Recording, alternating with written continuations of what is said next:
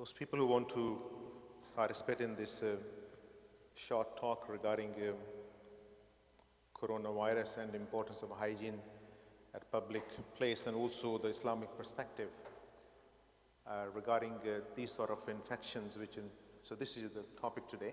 So you're most welcome to sit wherever you are. If you move forward, that will be better. If you want to grab some chairs and feel more comfortable, that's also absolutely fine.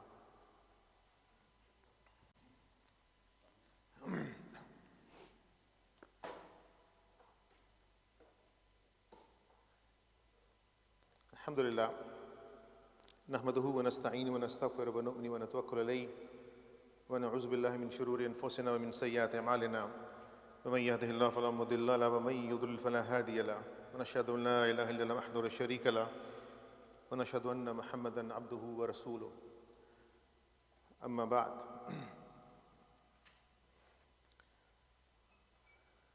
Everybody is aware of coronavirus, so we don't want to have any medical session here, but if there are some medical terminologies, so you have to excuse me, and we can discuss towards the end in question and answer. Corona, the name is given to this virus because when you look under the microscope, it looks like a crown. You know, the crown has little spikes. So that's why it's known as corona. So this coronavirus is nothing new. It's a group of viruses which give you flu and cold infection, which you all have suffered. Is anybody who has never suffered cold? I can't imagine. Everybody must have suffered cold. And there were serious type of infections in the history. One was known as the SARS. 2003, you might have heard, severe acute respiratory syndrome, and the mortality rate was almost 10 or 11%. And then was caused by another type of coronavirus. And another coronavirus in the Middle East, there was in 2011 or 12, it started in Saudi Arabia from camels, most likely, was known as Middle East respiratory syndrome, and that has a very high mortality rate, death rate of 34%. So far, coronavirus, it is the type of the same group of virus, but what happens is it is suspected that it was a huge market in a city called Wuhan in the province of Hubei, I think so. I don't know how do you pronounce that, in China. And there were some people doing, according to the Chinese news, illegal trading of bringing those animals. There was a seafood market. And this is suspected. So this virus was being carried by the bats, because Chinese do eat bats, and snakes, possibly rabbits.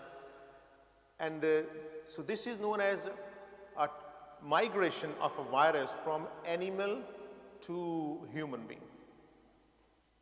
So that we don't have a control unless until we remove those animals from that market. And Chinese government have pledged that they will look into the illegal bringing of different types of animals in that market. Anyway, that market is locked down now, shut down now. So today's program is to create awareness amongst ourselves, which is part of our faith. At-tahuru shatrul iman, that it is part of our faith. We wash ourselves 5 times a day minimum, sometimes even 6 times, sometimes even 7 times. So it is pertinent that we discuss that. So today's meeting is to create awareness that we are at a public place. How can we maintain hygiene? Another question is, do we have moral responsibility? Do we have religious responsibility to cooperate with each other and maintain the good standard of hygiene? Because what is happening now is we can't control any transfer of viruses from animals to human beings, but what we can do is we can minimize the control from human to human. So coronavirus, they spread by 2 means. One is from animals, if their animals are infected and we are in direct touch with those animals, or we swallow those animals, and then we can acquire the infection. But other form is that it is transferred from human to human, man to man, I mean woman to woman also, but human beings, how does it transfer? By speaking, by sneezing, and by coughing. When we are speaking, we can actually, if you have a microscope, which you don't have, or a big scanner, and if you can look at my mouth closely, so I'm already spreading my secretions. We call that droplets, micro droplets. You'll not be able to see with your eye. So while I'm speaking, so at least up to 1 meter, I'm already spreading my droplets of my saliva and secretions. If I'm not infected, you don't need to worry. But imagine if I am infected. So anybody within the range of 1 meter can inhale that, and you can get infected. But if you cough, it can go up to 2 meters. And if you sneeze, and some people sneeze, they want the whole world to hear it, and they exaggerate the sneezing. And my wife does that quite often, you see. But I hope she's not listening, you see. And by sneezing, you can actually, your droplets, if you're infected, you can spread even up to 2, 3, or 4 meters. And anybody who comes in that area and you're taking breath, we're not holding our breath, so we can be infected. So we can also be infected from human to human if you're working in an intensive care unit and there are some patients on ventilators. Patients have infections, and nursing staff and other auxiliary staff, they're trying to clean the secretions and everything. So you are actually touching those. If by mistake, by touching those secretions, it is a human habit that you just touch your face, close to your eyes, close to your nose. So you are also infecting yourself from human being, but not because of speaking, coughing, and sneezing, but there are infected secretions, and you just touching it, and that's what happened. So that's why they're saying, so we have to protect ourselves, because coronavirus so far is on the increase. The infection, which started for a few hundred people, according to the latest news today, 20,000 plus people, precisely 20,425 in China, have been officially declared suffering from coronavirus infection. 427 people only in China have been reported to be lost their lives.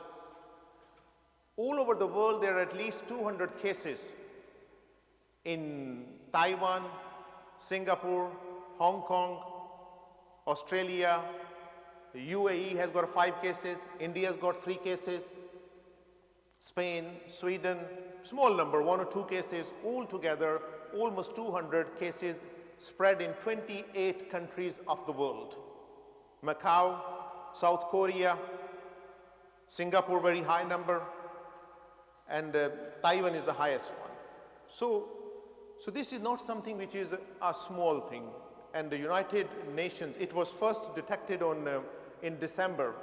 On 24th December, Chinese government informed that we have some kind of a pneumonia to the World Health Organization. What do? We do not know what it is.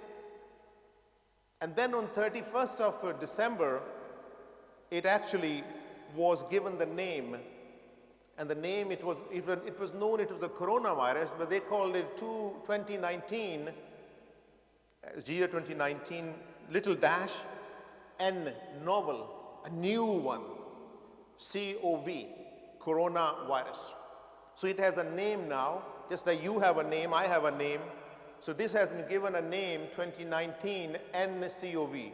What does the N mean? Novel. Novel means new. Why new? That is very interesting. Viruses, when they go into the bodies of animals, or they even infect the human beings, what happens is the moment they touch the human or the animals, they begin to feed. So they take all the nutrition and the blood of that creature, whether animal or human being, and if it was a one virus, it becomes millions of viruses, replicate. And then these viruses not only replicate, they also mutate.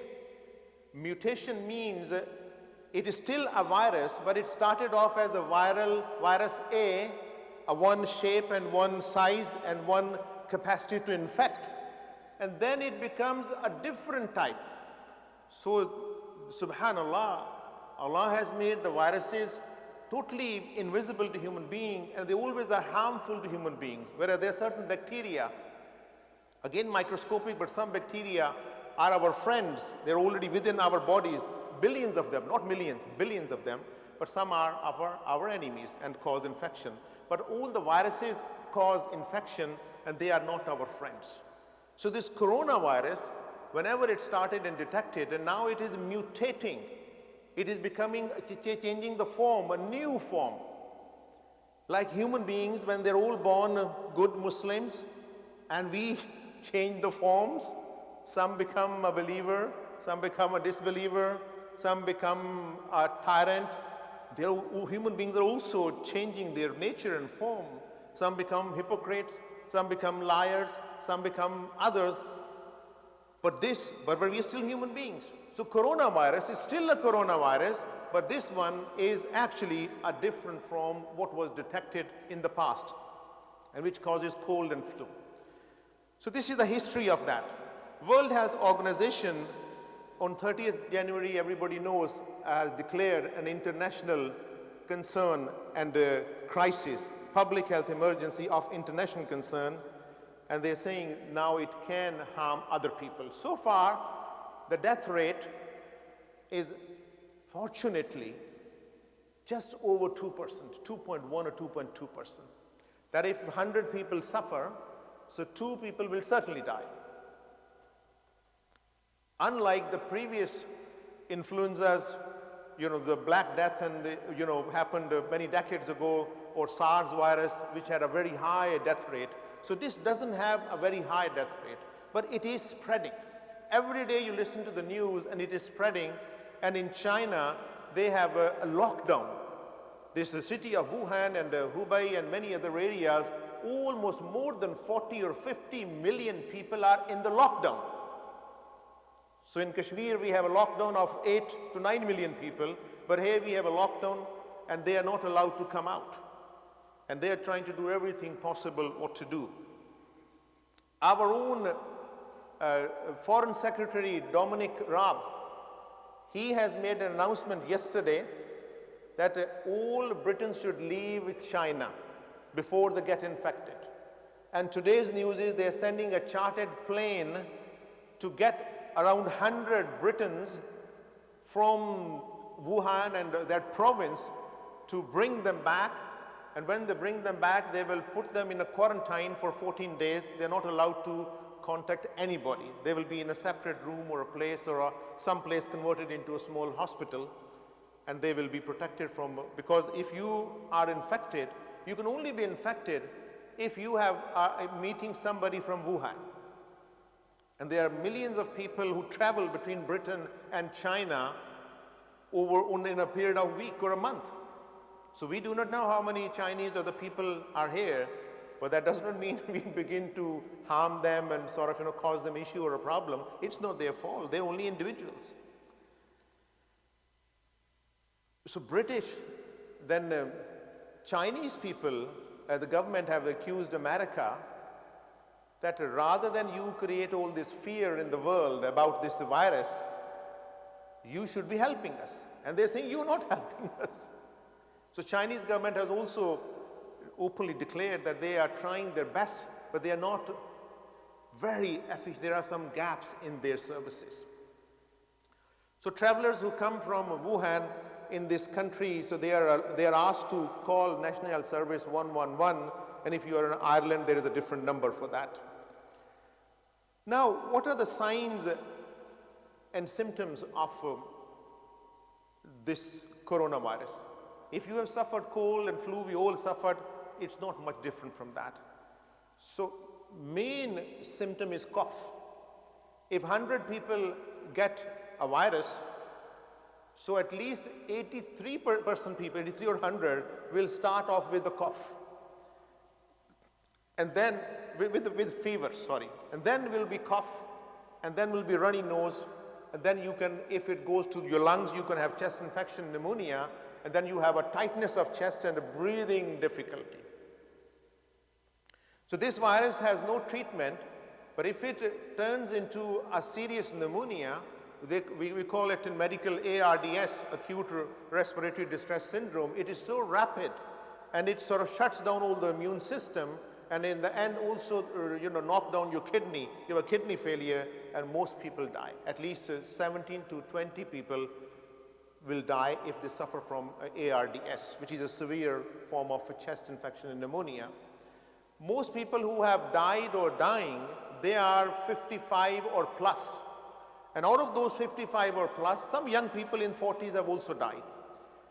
Most people are those whose immune system is already weak.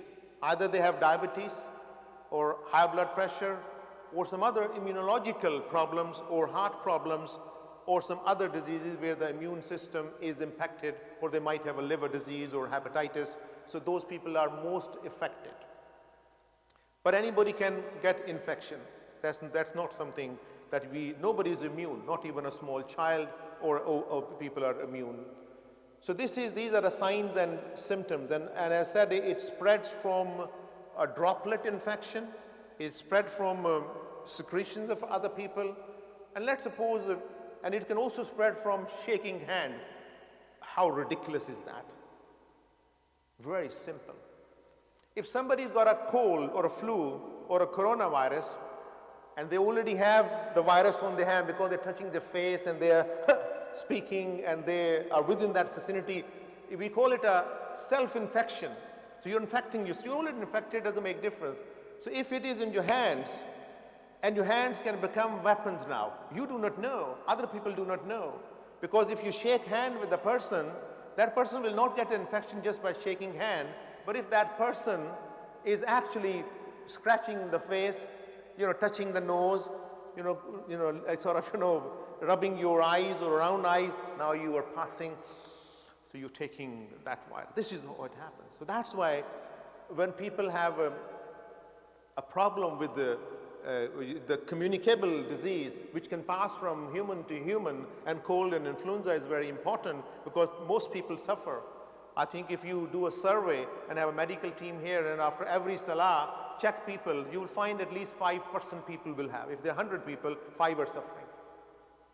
But they don't realize, and that's why in the homes, what it happens, if one person gets it, everybody, the whole house suffers, except that person who's got a very strong immunity. But we can prevent it. The whole idea of this global campaign, wearing masks and washing your hands, is to protect the man-to-man transfer. So the one lesson we learn from this is, not just from coronavirus, even from ordinary cold and flus, when people have colds and flus, there are some few things you can do. Learn from that. And one is actually wash your hands. And secondly, I'm not saying you start wearing a mask, but if you want to wear a mask, you can, if you are coughing and sneezing. But then there are other precautions, which I'll mention that in a minute. So this is how it spreads. Britain and the CDC in America, Center for Disease Control, World Health Organization, Public Health England, NHS, and our communicable diseases, all those experts, people who understand the virus more than anybody, we call them virologists. And people who study the diseases in the whole world, how do they spread, where do they come from, we call them epidemiologists. So those are the people who are specialists in that. And these organizations, World Health Organization, CDC in America, Public Health England, and the government, www.gov.uk, and they got a full section of coronavirus. So these are the reliable sources. So I will encourage myself and all of you, do not listen or take information from here and there. If you really want to learn and seek information, you go to the proper sources of that. And the governments have already started to prepare vaccine. What is a vaccine? So when the virus or bacteria, especially viruses, attacks a human being, what happens? It starts a chain reaction in the body. So the body has such a powerful defense system given by Allah subhanahu wa ta'ala. The moment some infection happens, your own armies, and in the form of, we call them antibodies, they come and they attack the virus. And most often we survive. But if you are weak because of some illnesses, then you have a problem. You need to go to doctor and maybe take antibiotics or something else, or maybe go to hospital or do have some supportive treatment. Virus don't have any antibiotics. It is only the bacteria which respond to antibiotics. So there's no treatment for coronavirus. Before I come to the now Islamic perspective, the last section now, and how we can do what is our responsibility at a public place.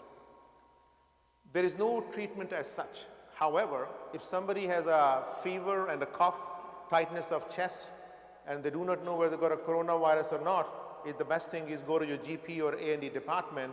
They will do certain tests and they will find out.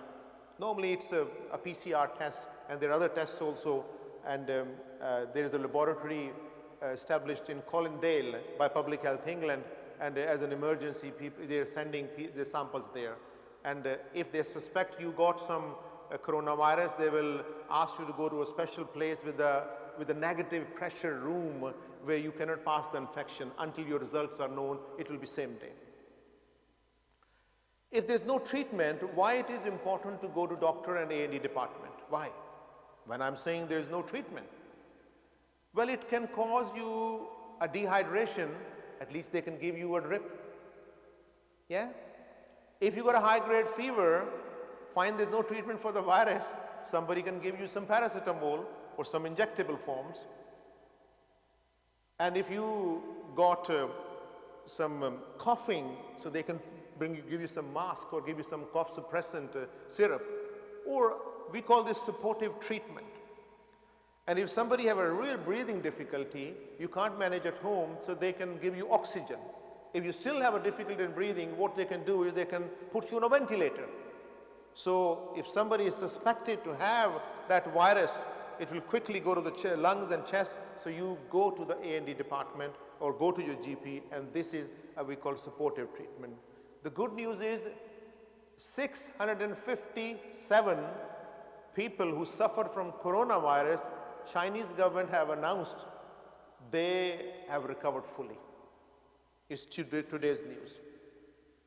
2 people in Britain, they did a test on 416 people, 414 people. Until today, they were negative to 2 people, so they are already somewhere up north in some facility. Now, what is the importance of good hygiene at public places and preventive ways? It is all preventive. Prevention is the most important thing. So we need to, the idea is, why do we wash hands with soap? So the first thing we could do is, if you have a flu or a cold, or people suspect they have, they should wash their hands regularly. Before you eat your food, before you shake hands with somebody. So washing hands with soap for 20 to 30 seconds is very, very important. Why do we do that? Because we kill the germs. So water is what? Water is what? Cure. And it is miracle. Is nothing less than a miracle. I've not done any talk on water as a miracle, but I think it is a miracle. All what you're mentioning is, these are the benefits of water, but water is actually one of the greatest gifts of Allah subhanahu wa ta'ala other than your faith. If there's no water, no life. Allah created everything from water.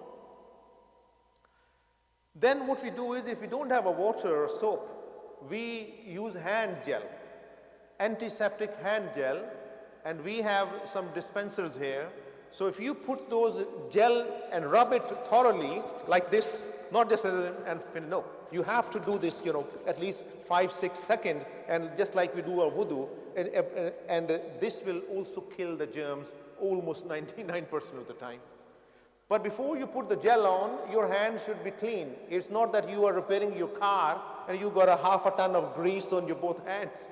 So at least you should remove the grease. So when people suffer from cold and flu and come to the masjid, they should avoid shaking hands for just for a few days.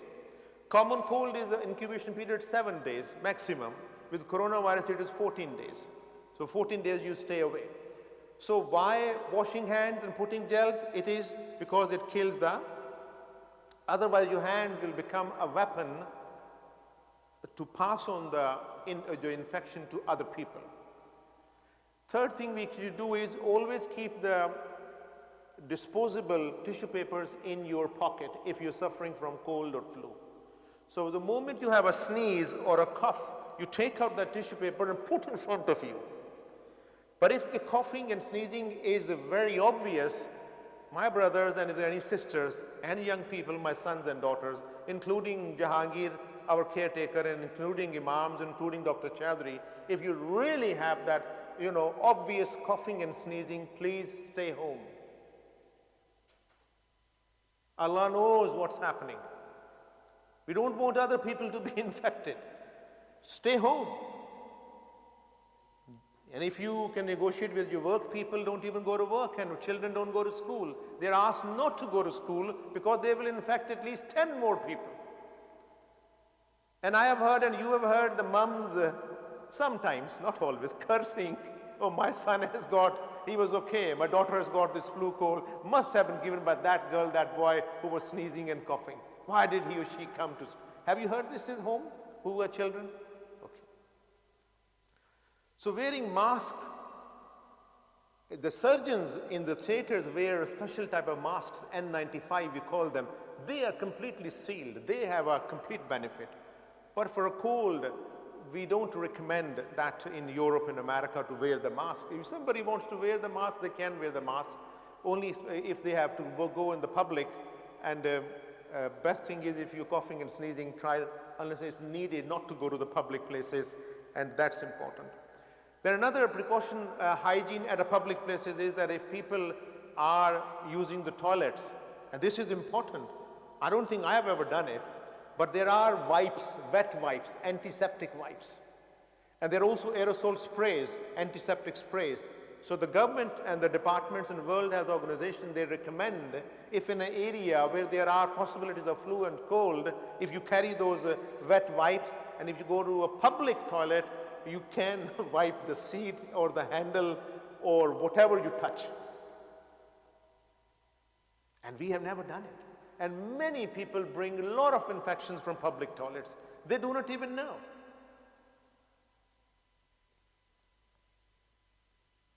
So, if infection is suspected and people are wearing some rings and watches and jewelries, you have to remove it. The only thing which they say, if it is a flat ring on a one finger, maybe you can leave it because it can be cleaned. Now the last point is religious and moral duty. Let's now look at from the Islamic point of view. So we've done about the coronavirus, what it is.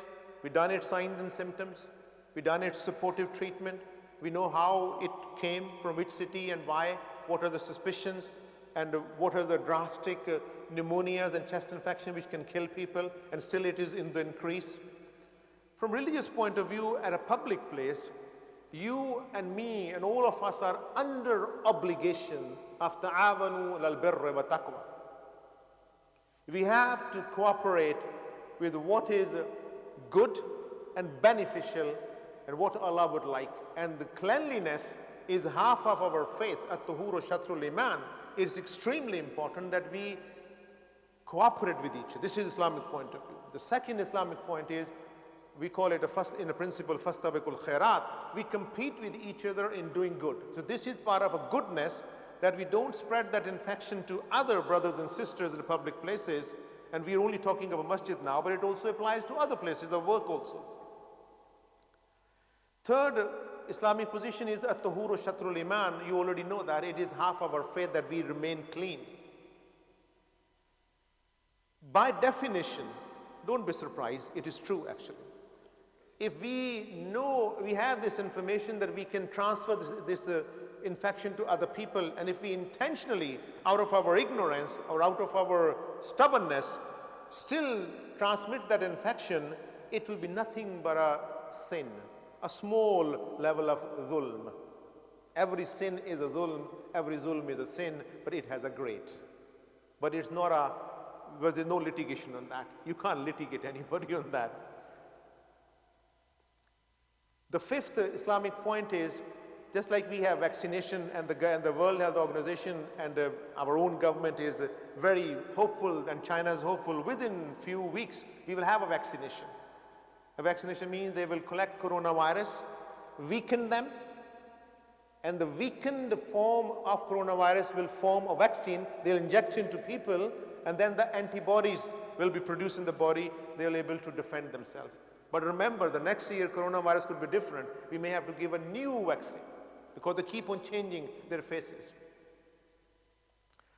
You know, that vaccination, we have Islamic and spiritual vaccinations. So these du'as, supplications, when you ask Allah, inna lillahi wa inna ilayhi raji'un, Allahumma ajurni fi musibati wa akhlif li khairan minha. Everything goes back to Allah, you know that. Allahumma ajurni fi musibati. Oh Allah, whatever this trial, tribulation is inflicted upon me now, bring something good out of it. That means, first of all, you're saying, bring me out, and something good means I need to look at my health now. Prophet, so these are the spiritual vaccines. Allahumma afini fi badani. Prophet taught us another dua. You can look up in the books. I'm just going to go to details.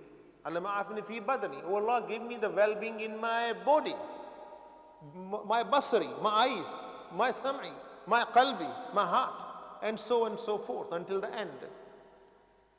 Then if you or we have not suffered coronavirus, when we hear about it or see somebody, we should learn this dua. Alhamdulillahi afani mimma ibtalaka bihi faddalani ila kaseer mimman khalaqa tafdila.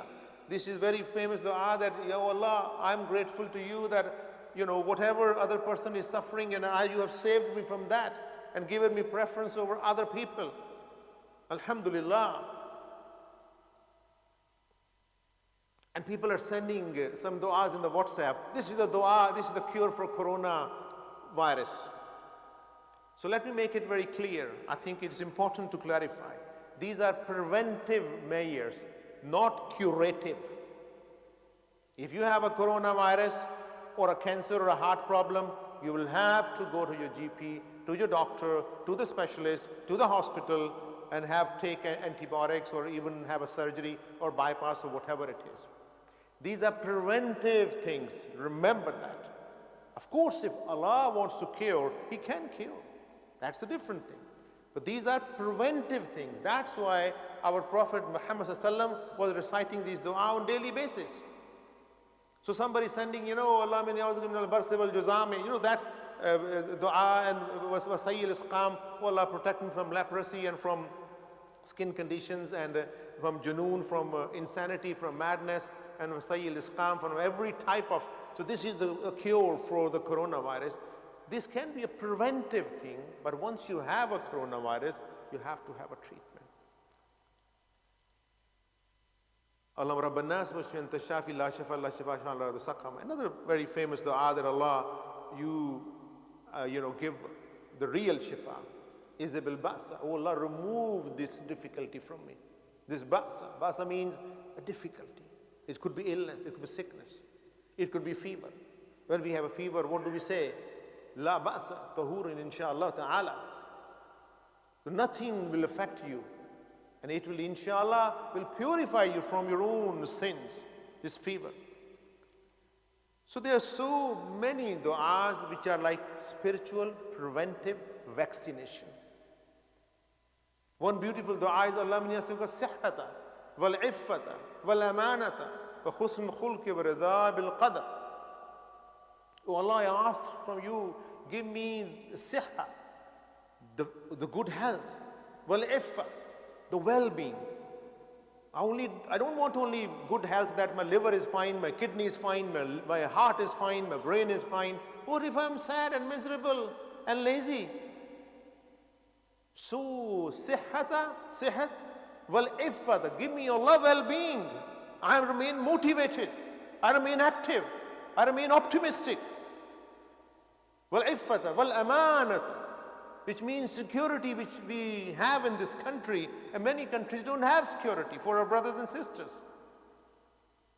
Wa husn al-khulq, good moral character, and let me remain rida bil qadar, let me remain content with the destiny, al-qadr. So there you can read as a protection, if you know nothing of these dua, young people, simply Surah Falaq and Nas. And you can combine Ikhlas also. They are extremely powerful prevention from harms and evils.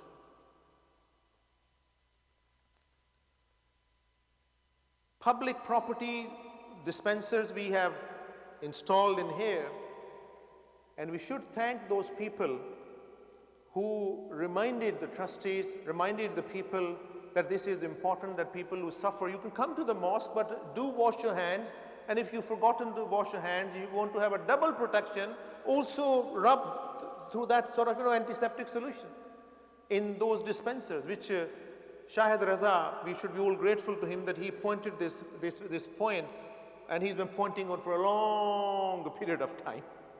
And alhamdulillah, it was implemented, and our brother trustee, my young brother Amir Mirza, has personally installed those dispensers which contain the antiseptic solution for a gel. So we should use that, and we pray for them that they have done sadaqatun jariyah, and it should benefit other people, and it's our moral and religious responsibility that we protect it. And don't let anybody vandalize it. And if people are skeptical, yes, they can be skeptic. If they are doubtful, they can be doubtful. May Allah sort of make them more optimistic. That's what I can say. So to summarize, use a reliable source of information.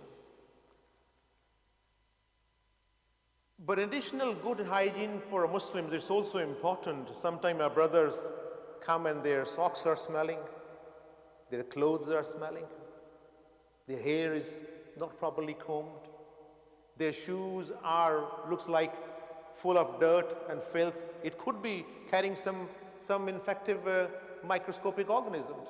I think it's really important we remind each other. But this is their own responsibility. You can't escape that responsibility. And sometimes people are very sensitive to nicotine smell. I am one of them. So I want to be far away from that nicotine, even though they are not smoking. So those brothers, and now some sisters also smoke, so they should really rinse their mouth with a strong mouthwash, or take some very productive and powerful, extra strong chewing gum before coming. We're almost finishing. Now, some people are happy when the volcanic eruption happens in non-Muslim countries, when the earthquake comes, when the hurricane comes, when the influenzas come, when this coronavirus comes, and people begin to say this is the punishment for them. When the plagues come, this is the punishment. So let's get it very clear what is the Islamic position by looking at hadith and all people of knowledge and what they have said so far. Take example of coronavirus. If somebody is saying this is the punishment from Allah, then we need to ask, did Angel Jibreel come to you? Do you have a certificate from Allah that he is punishing them? Because people of Wuhan, simple people, public, they've not done anything wrong to our brothers of Uyghur or Uyghur, you see, who are in concentration camp. It is the government who has become tyrannical. Or for Muslim, they become, very discriminatory and fascist. We do not know. All what we can say is, Wallahu alam. We do not know. We also pray for their, for their health. In Britain, yesterday and day before, there are incidents. It is in the BBC News now. Some people are abusing the Chinese people.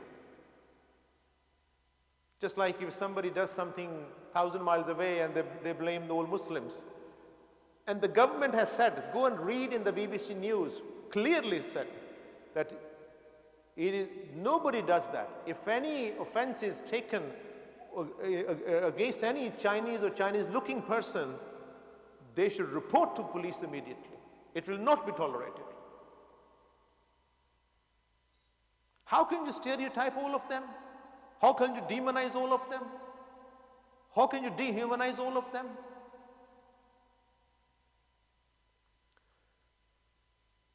Hadith of quarantine is that Allah sends plagues, ta'oon. So this could be a kind of that. To whomever people, to punish them whomever or whenever He wills. So this is a clear wording in Bukhari and Muslim is a hadith. I call it a hadith of a quarantine and a travel restriction. So Abdurrahman Auf, Anhu, or many of the great Sahaba, they remember from the Prophet ﷺ regarding one town or a city had a plague. And he prohibited the people who live inside don't come out, and people who are outside don't go in. That is lockdown, quarantine. So the governments of the world so their knowledge and the Islamic knowledge is now become congruent. It becomes the same, synthesized. It's synthesis of a knowledge now. So this is what has happened. So exactly, this is lockdown. Nobody can come out except with the permission of the government, because they will test them. The Prophet ﷺ said, if there are Muslims even in the city of a plague, or just like a massive infection, they're not allowed to come out, because they'll infect other people. But of course some conditions can be applied. Those days nobody could check it. Today we can scan it, we can check it, do the blood test. And it is a punishment for those who are disobedient to Allah if the plagues and these sort of infection comes. And it is a mercy for those people who die while in there. Their status will be raised to a status of a martyr, shaheed. So these hadiths are clear. But the most scientific part of it, it is a hadith of quarantine. Let them stay there, not come out. Of course, some conditions will apply these days because we have more resources, and not go in. There is a long story of, is a story of Umar radiallahu anhu when he was the Khalifa. What to do? They entered one town. It was Syria at that time, I think, and there was a plague, and they didn't go in. They had a split opinion. But then many people came and then they narrated this hadith and they said, I'm not going there. So, whether it is a plague or not, when anything happens to those people, we don't feel happy. Muslims should not feel happy or gloat or express, if there's an earthquake in India or something happens, hurricane in America, that's the punishment because they are punishing Kashmiris, they are punishing Palestinians, they are almost the wars have killed more than 3, 4, 5 million people in Iraq and Syria, and Palestine, Gaza is locked down, Kashmir is locked down, and Rohingya is locked down, now this Wuhan is locked down for different reasons. Allah subhanahu wa ta'ala says, it is a stark lesson for the powerful elite to remember. I would not say it is not. It is a lesson for everybody. This coronavirus and any similar sort of plagues or similar sort of community infection, this is a stark lesson, very severe lesson for the powerful elite. No doubt about that. Earthquakes and the bushfires and the volcanoes and the hurricanes and the floods and the famines, these are lessons for us to learn that don't become a tyrannical pharaoh on the planet Earth and commit MGT, massacre, genocide, and terrorization of innocent people. So it is a lesson. That's all what you can say. Allah says in the Quran, Ya ayyuhallazina amanu kunu qawwamina bil qist. Oh, you believe, you stand firm and be just, become a witness for Allah subhanahu wa ta'ala. And وَلَا يَجْرِمَنَّكُمْ شَنَآنُ قَوْمٍ عَلَىٰ أَلَّا تَعْدِلُوا. And let not your animosity and hatred, even against your enemy, deviate you from being fair and just. We can't do that. So, عِيدِلُوا هُوَ أَقْرَبُ لِلتَّقْوَى.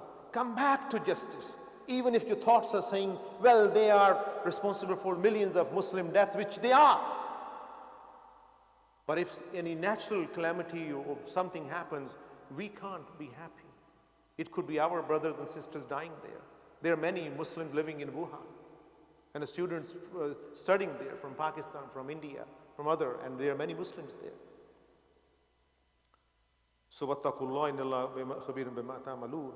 So we don't, Islam doesn't tell us to, feel happy and celebrate if other people are having these sort of, tragedies. No, it is not right. We should show compassion. And if it is a punishment from Allah, I do not know. You do not know. Wallahu alam. So to summarize, don't panic, but remain alert. The previous similar infections had a very high death rate mortality. One influenza, maybe 70% death rate. Other had 34%, other had 11%. This is only 2%, but it is increasing. So may Allah protect us from that. Second, anybody traveling to Wuhan, China? Don't travel. It's not a good time to travel. So for fever, go to your GP. I'm just summarizing now. And please wash your hands if you feel you're suffering, even otherwise also. And if you are suffering from cold and flu at public place, try not to shake you. Maybe you can put a little sticker here, Velcro sticker. I'm going to recommend that. Just a proposal. People can laugh at it. Look, I am suffering flu. I'm not so. Because of your hands, you shake hand, another person can just do like that and he is infected. So always carry tissue papers, clean public areas of toilet if you can, avoid contact with sick people, for a few days only. And if you're sick, stay home. And that is applicable to trustees, imams, doctors, caretakers, and everybody. And wearing masks is in extreme situations, it's not needed. And we cannot escape the personal responsibilities. Therefore, there is no need for anybody to cause any obstruction in a good deed of installing these, dispensers. There's no place for skepticism and mocking people who are doing some good. We are all trying to improve hygiene to prevent any outbreak of viral infection. And please make dua for those people who are suffering. And this dua is for our preventive, spiritual, religious vaccination. Make dua every day. And we repent from Allah subhanahu wa ta'ala. And lastly, be grateful to Mr. Shahid Raza and Mr. Amir Mirza and all the mosque trustees. And Jazakallah khair, Jazakumullah khair for all of you coming in a cold night. And I think we covered coronavirus. I hope it was useful and what was the Islamic position also.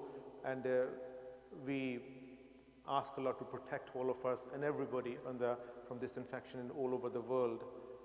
وآخر دعوانا الحمد لله رب العالمين. Any quick comments or questions, please, before we close? Yes.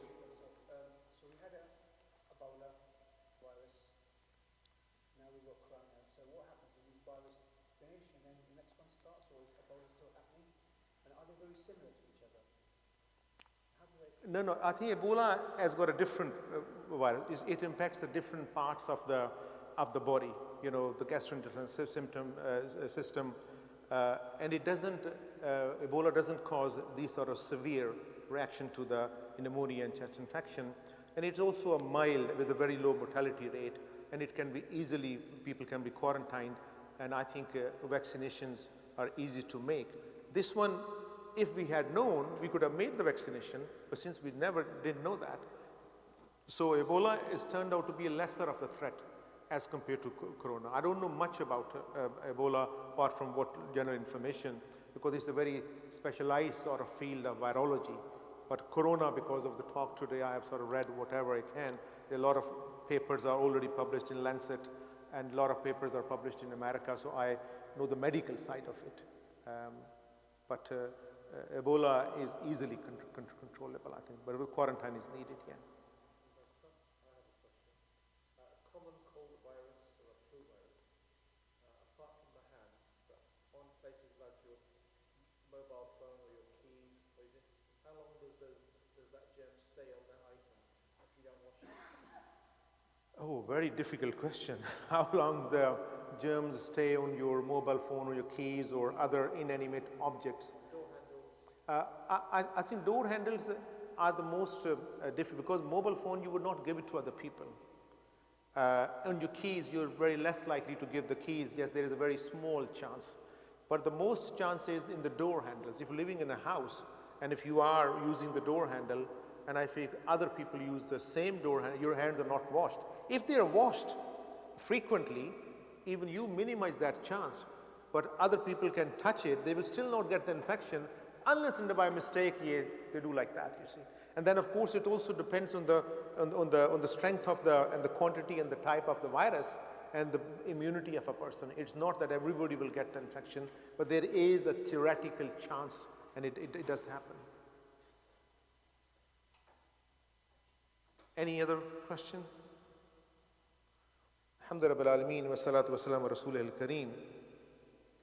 We ask Allah subhanahu wa ta'ala to bless our gathering and reward everybody who was here to learn. Learning is the most important thing.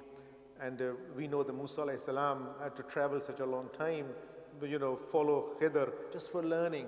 So we should pray to Allah, Ya Allah, give us the desire, Muslim Ummah, to learn. Give our children, our women, our sisters and daughters, and everybody desire to learn. The knowledge is power.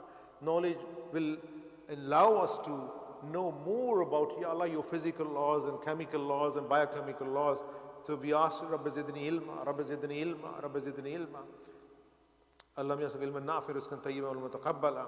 And we ask Allah subhanahu wa ta'ala to protect us from all kinds of diseases and give us a good health, and all leprosy, these corona infections and other kind of plagues and ta'awuns.